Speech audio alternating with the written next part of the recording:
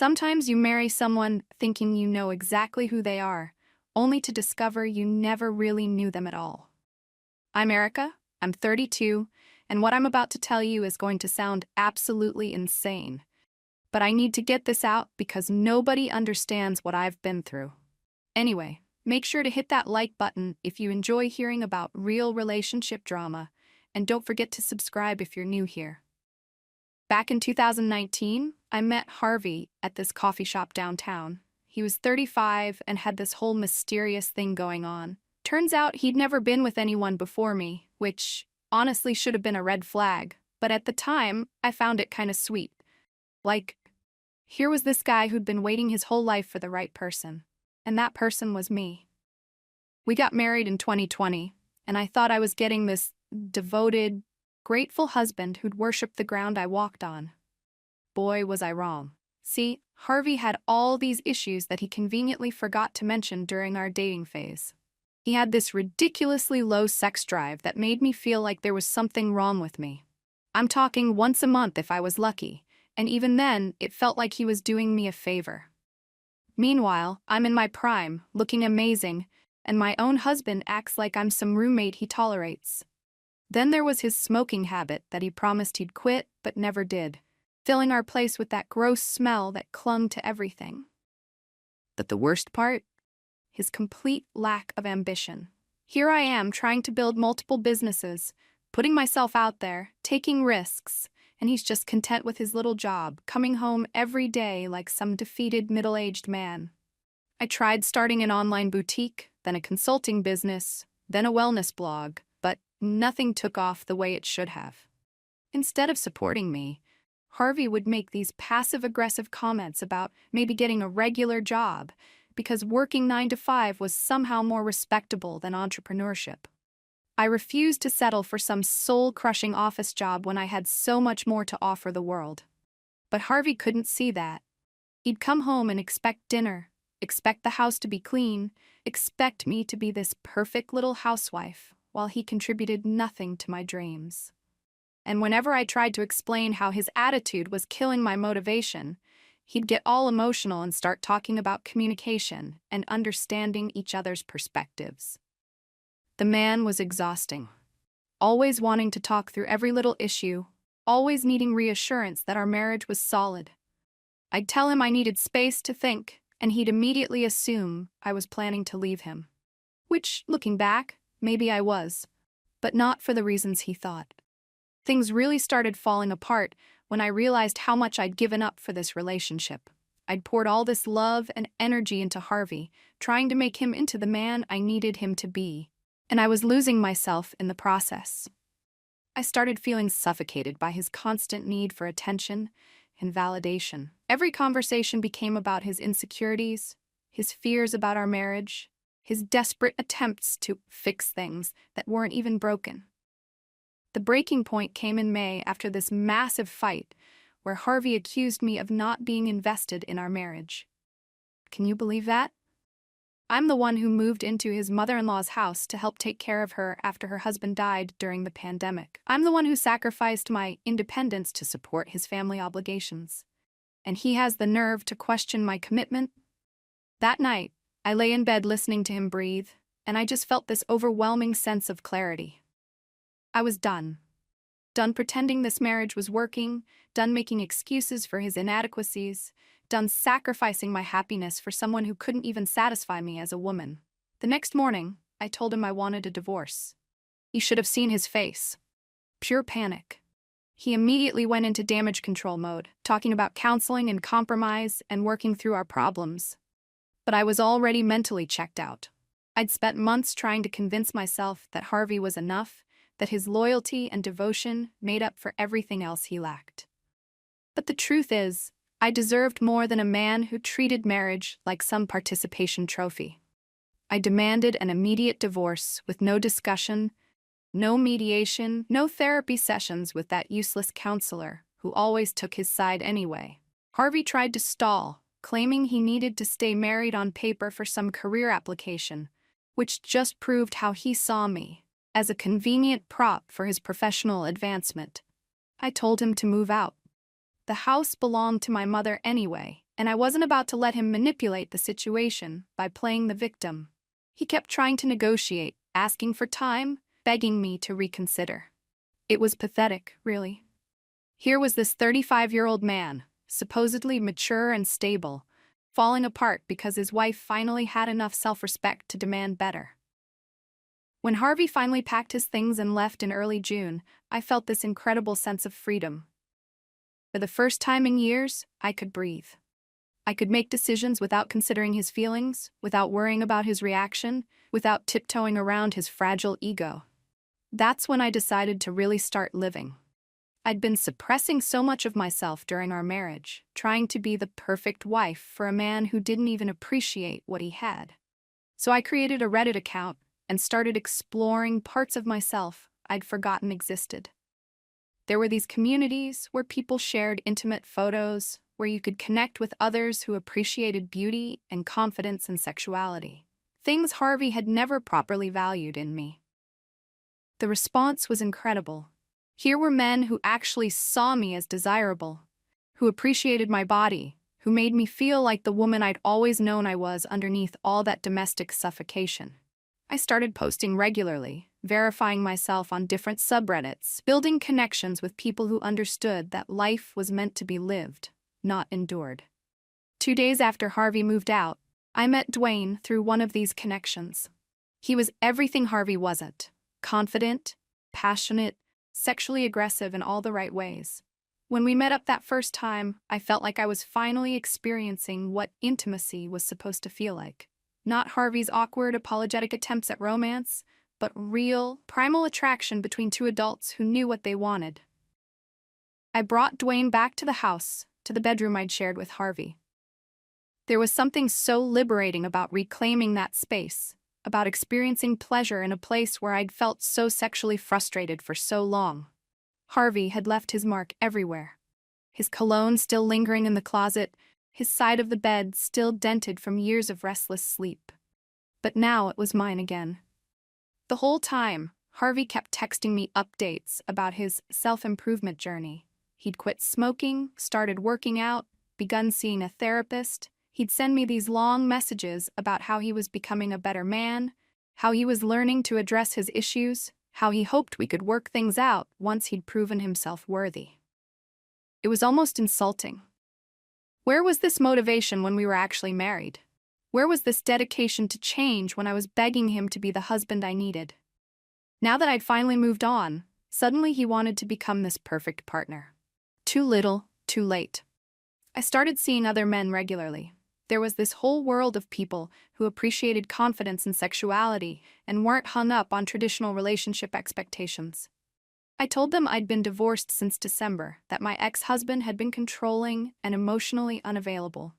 It wasn't exactly lying. Harvey had been those things, in his own passive way.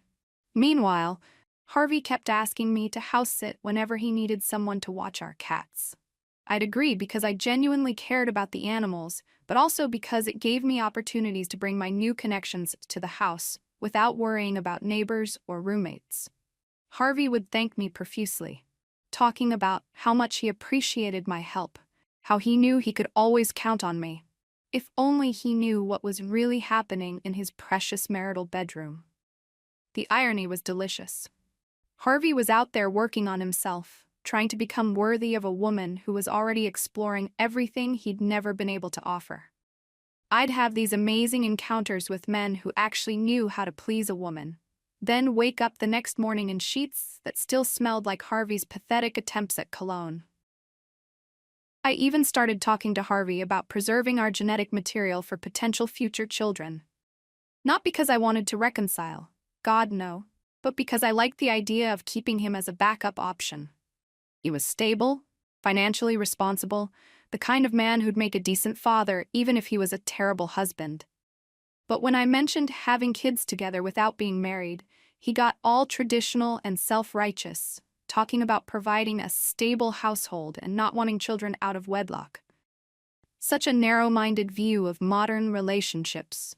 I mean, plenty of successful people co-parent without being married. But Harvey was stuck in this outdated mindset, where marriage was some sacred institution instead of just a legal contract between two people. The whole situation was working perfectly for me. I had my freedom, my sexual fulfillment, my exploration of who I really was beneath years of domestic suppression. And I had Harvey as this safety net, still emotionally invested, still hoping for reconciliation, still available if I ever needed financial support or companionship during lonely moments. I felt like I was finally living authentically for the first time in years. But then Harvey had to go and ruin everything by violating my privacy. I'd asked him to fix some app on my phone while I was getting ready for another weekend trip. I told him my cousin and her husband lived nearby and I wanted to visit them, which wasn't technically a lie since I was visiting someone, just not family. Harvey was always so helpful with technology, another one of his useful but unexciting qualities. When I came back into the room, something felt off. Harvey seemed nervous, distracted, like he'd seen something he shouldn't have. But he claimed he was just tired from the heat, that he hadn't found anything unusual on my phone. Later that evening, he called me during my weekend away, asking if I'd synced my WhatsApp to any other devices. My heart stopped. I'd been so careful about keeping my different worlds separate, but if Harvey had somehow accessed my messages, I played dumb, acting confused about what he was even talking about. He seemed to buy it, even saying something about how he'd worried for nothing, that he knew he could trust me. The relief in his voice was almost comical. Here was this man who'd been married to me for 5 years, and he still had no idea who I really was. But I knew I had to be more careful. Harvey might be naive, but he wasn't stupid. If he'd seen even a glimpse of my real life, he might start putting pieces together. The funny thing was, even while I was panicking about potentially being caught, I didn't feel guilty about what I'd been doing. Why should I? Harvey had failed as a husband long before I started seeking fulfillment elsewhere. His inability to satisfy me sexually, his lack of ambition, his suffocating neediness, those were the real problems in our marriage. Everything I'd done since our separation was just me finally being honest about what I needed.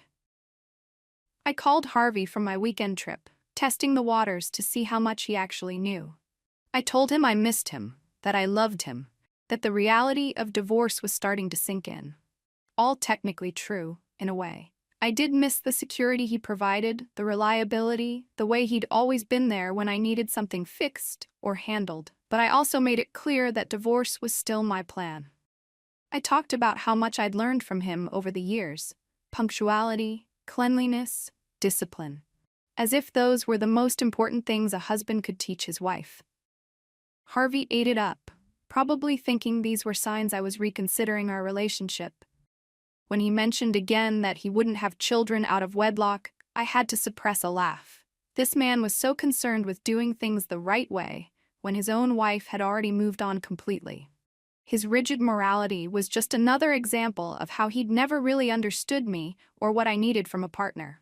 The conversation ended with Harvey still clinging to hope, still believing we might work things out if he just tried hard enough. It was almost sad, really, but also convenient.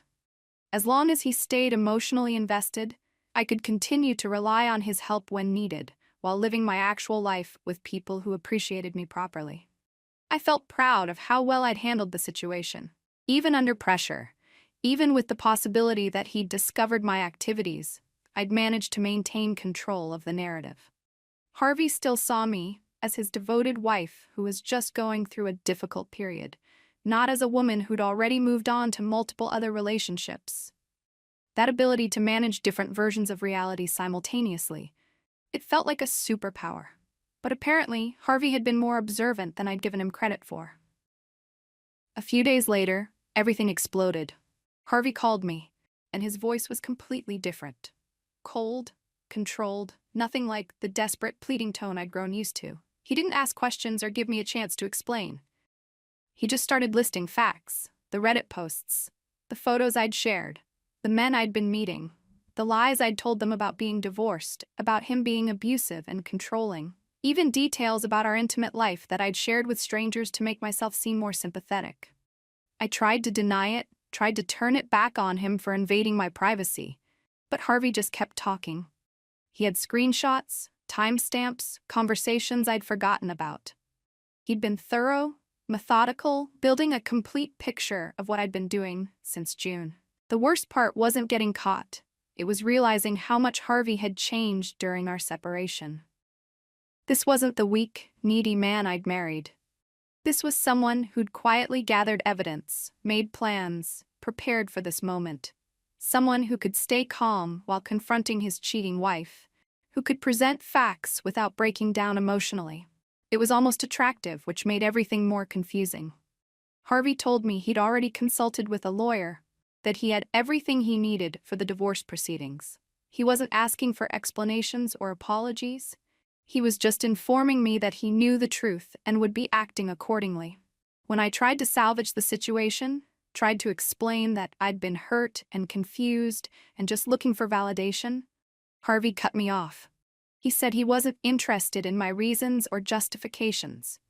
He just wanted me to know that he was done being manipulated. That's when the real panic set in. Harvey wasn't supposed to be strong enough to walk away. He wasn't supposed to be capable of this kind of cold, calculated response. He was supposed to be the devoted husband who'd forgive anything, who'd keep trying to win me back, no matter how badly I treated him. But this version of Harvey, the one who'd been working out, who'd quit smoking, who'd been seeing a therapist, this wasn't the same man I'd married. This was someone who'd learned to value himself, who wouldn't accept being treated as a backup option or safety net. I tried calling him back multiple times, but he didn't answer. I sent long text messages explaining my perspective, trying to help him understand why I'd needed to explore other connections. No response. For the first time since demanding the divorce, I felt genuinely afraid of what I might lose. The legal proceedings moved faster than I'd expected. Harvey's lawyer presented evidence of adultery, fraud, and emotional manipulation that painted me as this calculating, deceptive person who'd used marriage as a cover for selfish behavior. My own lawyer kept asking why I hadn't been more careful, why I'd documented so much of my activities online, why I'd been so careless with my digital footprint. But the real devastation came when people in our social circle started learning the truth. Dwayne and the other men I'd been seeing found out they'd been lied to about my marital status. Some of them were genuinely angry about being deceived, about being used as unknowing participants in adultery. A few even contacted Harvey directly to apologize and share additional details about our encounters that I hoped would stay private. My mother, who'd always supported me during the marriage troubles, became cold and distant when she learned what had actually been happening in her house. The idea that I'd been bringing strange men into her deceased husband's home, into the bedroom where she'd raised her family, it broke something between us that I don't think can ever be repaired. Mutual friends started choosing sides, and most of them chose Harvey. The man I'd dismissed as weak and unexciting had somehow become the sympathetic figure in our story, while I was cast as the manipulative wife who'd betrayed a devoted husband. The narrative I'd worked so hard to control, Harvey as the inadequate spouse, me as the underappreciated wife seeking fulfillment, completely collapsed once people learned the facts. But the worst part was watching Harvey thrive without me. His career application was approved, leading to opportunities I'd never seen him pursue while we were married. He started dating someone new, a woman who seemed to appreciate the qualities I'd taken for granted. She wasn't more beautiful than me, wasn't more successful or interesting, but she looked at Harvey the way I'd stopped looking at him years ago, with genuine affection and respect. Meanwhile, I was dealing with legal bills, housing costs, and the reality that my various business ventures had never actually been profitable. Without Harvey's steady income and practical support, I had to face how much I'd been depending on him financially, while convincing myself I was the independent one in our relationship. I tried reaching out to Harvey a few times, testing whether he might be open to rebuilding some kind of connection. Not necessarily romantic, but at least civil. We'd shared 5 years of marriage. After all, there had to be some foundation of care and respect we could build on. But Harvey's responses were polite, distant, and final. He'd moved on completely, emotionally and practically. The man who'd once begged me to reconsider our divorce who'd sent me updates about his self-improvement journey, who'd hoped desperately for reconciliation. That man was gone. In his place was someone who'd learned to see our relationship clearly, who understood exactly how I'd treated him and why I'd made the choices I'd made. Someone who'd decided he deserved better than a wife who'd use him as a safety net while seeking satisfaction elsewhere.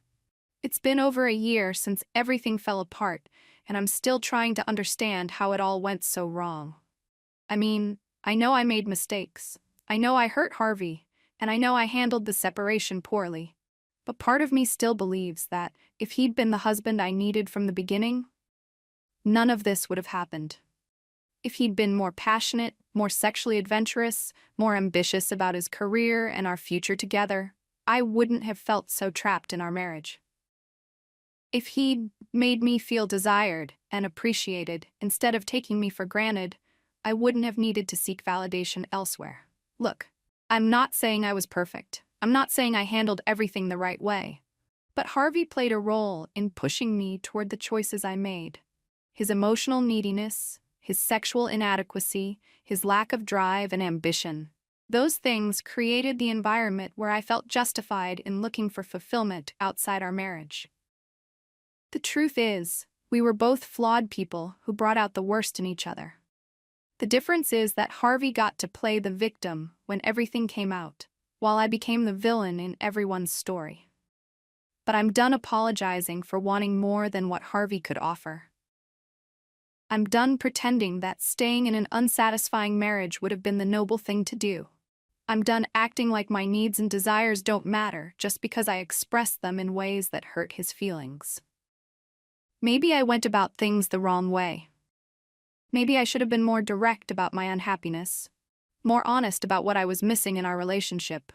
But I was trying to protect Harvey's feelings, trying to avoid the kind of brutal honesty that would have destroyed him completely. Instead, I found ways to meet my needs while maintaining our marriage, at least on the surface. I gave Harvey the stability and companionship he craved while finding passion and excitement elsewhere. It wasn't perfect, but it was working until he decided to violate my privacy and turn everyone against me. Now Harvey gets to be the sympathetic ex-husband who was betrayed by his manipulative wife, while I'm left dealing with the consequences of choices I made to survive an emotionally suffocating marriage. But you know what? I'm not the same person I was when I married Harvey. I've learned what I want, what I deserve, what I'm willing to accept from a partner. I've discovered parts of myself that were buried under years of trying to be the perfect wife for a man who couldn't appreciate what he had. So, while Harvey gets to ride off into the sunset with his new girlfriend, playing the role of the reformed husband who learned from his mistakes, I'm stuck with the reputation as the cheating wife who destroyed a good marriage. Fine. Let them think what they want. I know the truth about what really happened between Harvey and me. I know what it felt like to slowly suffocate in a relationship with someone who loved me but couldn't satisfy me.